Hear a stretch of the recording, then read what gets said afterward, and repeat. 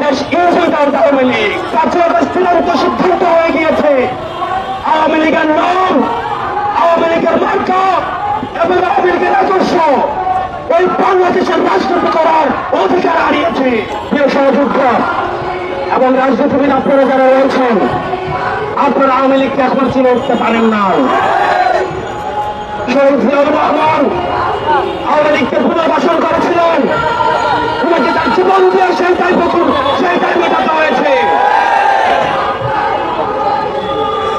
জামাতে ইসলামী আওয়ামী লীগকে পুনর্বাসন করেছিলেন, তাদের নেতা কর্মীদের হত্যার মধ্য দিয়ে সেইটাই মেটাতে হয়েছে।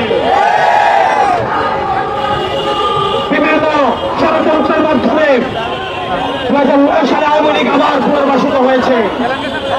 পিলখানা হত্যাকাণ্ডের মধ্য দিয়ে, রাষ্ট্রের প্রতিষ্ঠানগুলো ধ্বংসের মধ্য দিয়ে আগামী 100 বছর ধরে সেইটাই আমাদেরকে দিতে হবে। আবার যদি কেউ আওয়ামী লীগকে আবার পুনর্বাসিত করতে চায়, তাহলে তার জীবন দিয়ে সেইটাই আবার পুনর্বাসিত করতে হবে।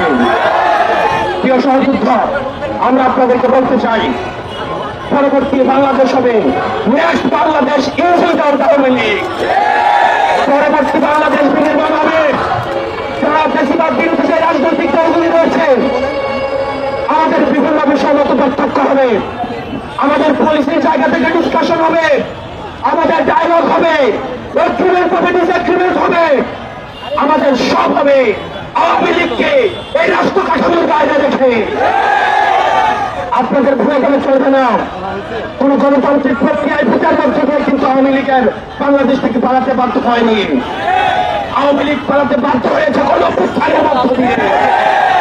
পৃথিবীর ইতিহাসে কোথাও কোন নজির নেই, গণঅভ্যুত্থানের মধ্য দিয়ে যারা পালাতে বাধ্য হয় তাদেরকে আবার নির্বাচনের ভূমিকা নিয়ে আসা হয়।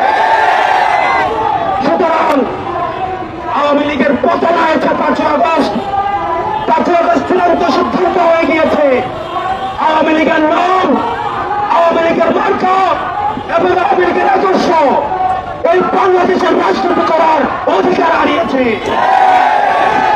অন্তর্বর্তীকালীন সরকারের কাছে আহ্বান জানাবো, আশা করেছিলাম এখনো পর্যন্ত আপনাদের দৃশ্যমান কোন পদক্ষেপ আপনারা দেখতে পাইনি।